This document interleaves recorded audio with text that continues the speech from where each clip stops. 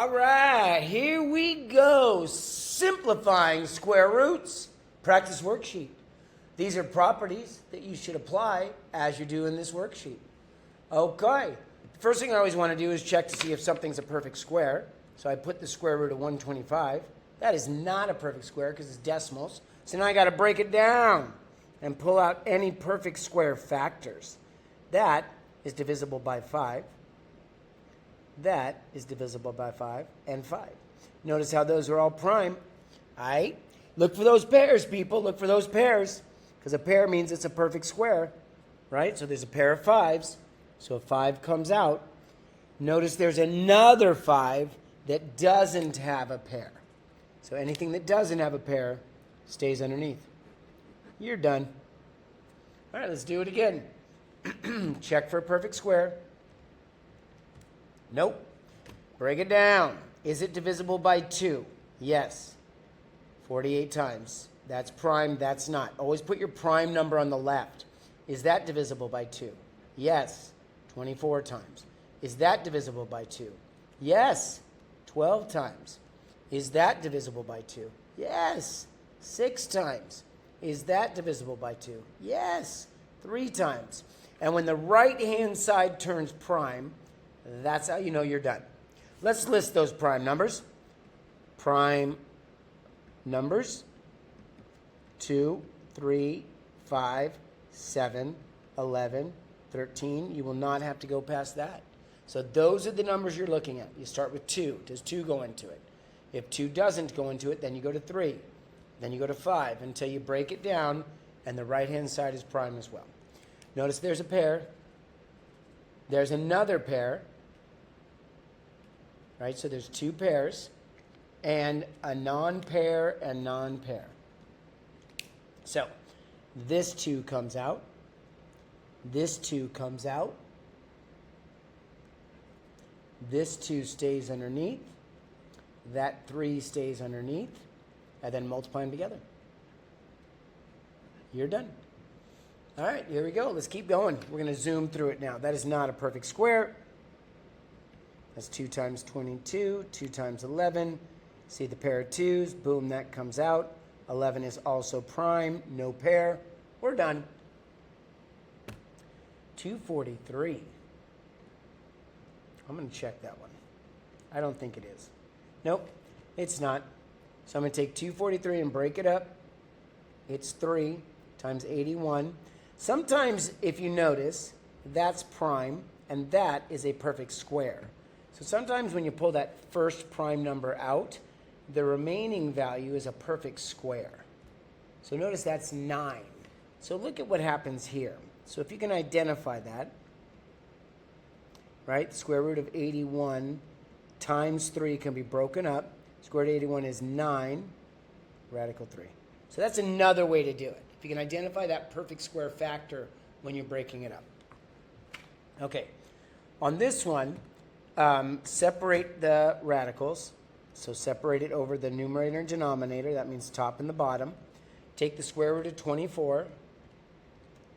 Not a perfect square. Take the square root of 81. That is a perfect square. So this is going to be the square root of 24 over 9. But we got to break up 24. That's 2 times 12, 2 times 6, 2 times 3. There's a pair of 2s. So a 2 comes out. Non-pair 2, non-pair 3. So 2 times 3 is 6. 9. That does not reduce, so we're done. You can only reduce numbers that are not under the radical or are under the radical. All right, let's do it again. Square root of, break this up. Square root of 72 divided by the square root of 49. Square root of 49 is a perfect square. It's 7. 72 needs to be broken up. So 72, 2 times 36. Here's that situation again where you got a perfect square. This is prime. That's a perfect square. So the square root of 36 is 6. So this is 6. And then notice we have a 2 left over. Boom. Because the 6 and the 7 do not reduce, we're done. All right, here we go.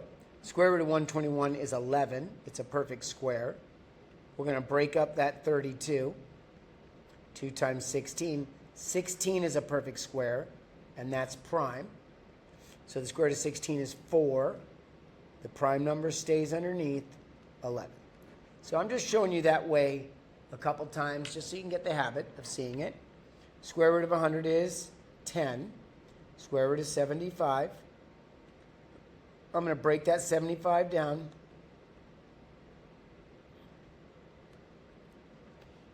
There's a pair of 5s. So a 5 comes out. Non-pair 3. That stays underneath. Now this one's a little different. This one's different because notice that reduces. So 5 over 10. 5 divided by 10, math, enter, enter, reduces to 1/2. So make sure you reduce your fractions. Or just radical 3 over 2. Either one of those work. All right, moving on. Okay, these ones aren't bad. I like these. Okay, I'm going to substitute in. Well, the square root and the square are inverse operations, but I'm going to substitute in first. So that's 8 squared. These cancel out. You're left with 8. Boom, you're done. Right here, I'm going to substitute in. So 3 squared, 2 to the 4th. So let's put that in our calculator. Clear. 3 exponent 2, enter. 2 exponent 4, enter. 16 times 9, enter. So that's the same as the square root of 144. That, I believe, is a perfect square. I think that's 12. Boom, it is. So we're done. I think all of these are a perfect square. All right, so q squared, that's 5 squared, plus 11. So q is 5, r is 11. Put that expression in your calculator. You get 36. So I'm going to take the square root of 36. Notice how I'm just simplifying what's under the radical first. Now I'll deal with the radical. That's square root. So second square root 36 is 6. This, we're going to square the g. We're going to square the h. That's going to give me 16 plus 9. That's 25. The square root of 25 is 5. You're done. Okay, these ones actually find to be not bad. The square root and the square cancel out, so that's just b. Here, square root and square cancel out. That's w, right? These are inverse operations, so they cancel out. Here, to simplify this, you divide the exponent by 2. Because it's square. You want to know how many pairs are there in 4, right? And that's a pair. So there's 2 pairs. And remember, the perfect square means pull out a pair. All right? So that's done. Here, how many pairs are there? Right? So there's n to the second times n to the second times n to the second. Add those up, you get 6. Well, the square root of n to the second is n. Square root of n to the second is n. Square root of n to the second is n. What does that equal? N cubed. Or you can just take the exponent and divide it by 2. Because 6 divided by 2 is 3. 10 divided by 2 is 5. Here, you got to break up the radical. So it looks like that. The square root of 9 is 3. Divide the exponent by 2. You're done. Here, again, break it up. Square root of 25 is 5. Divide the exponent by 2. Break it up. Divide the exponent by 2. Divide the exponent by 2. Boom. Here, you can just divide the exponents by 2. Here, take the square root of 49ers. That's 7.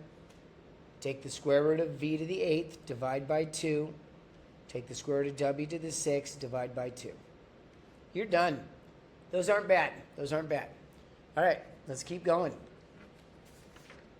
Radical riddle. All right, square root of 25.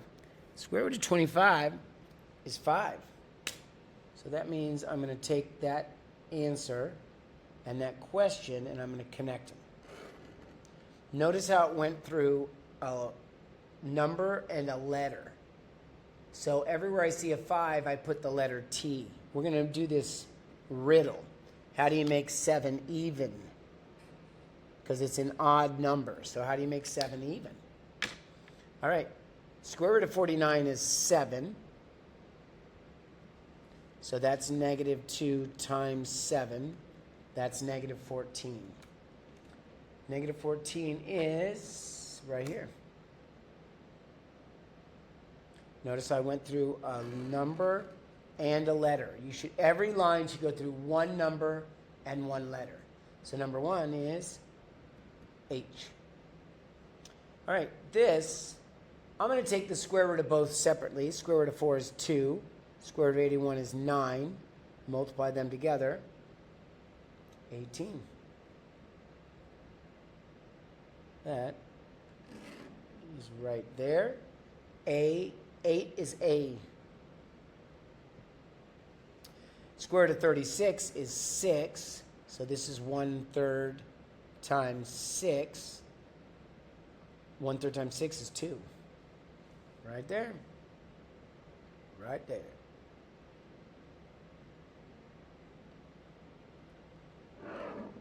So 11 is E. Okay. All right, square root of 1 is 1. Square root of 16 is 4. So that's 1/4. Take the square root of the numerator and denominator separately. Going straight across on that. So A is 4.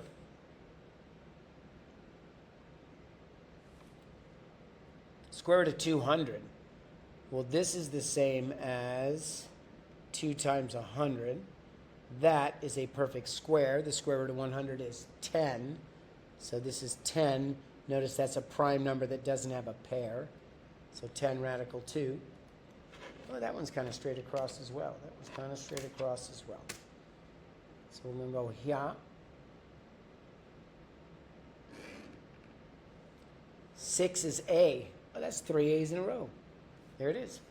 All right. Oh, this is something we haven't done. This is like terms. So 4 radical 2 plus 1 radical 2 is 5 radical 2.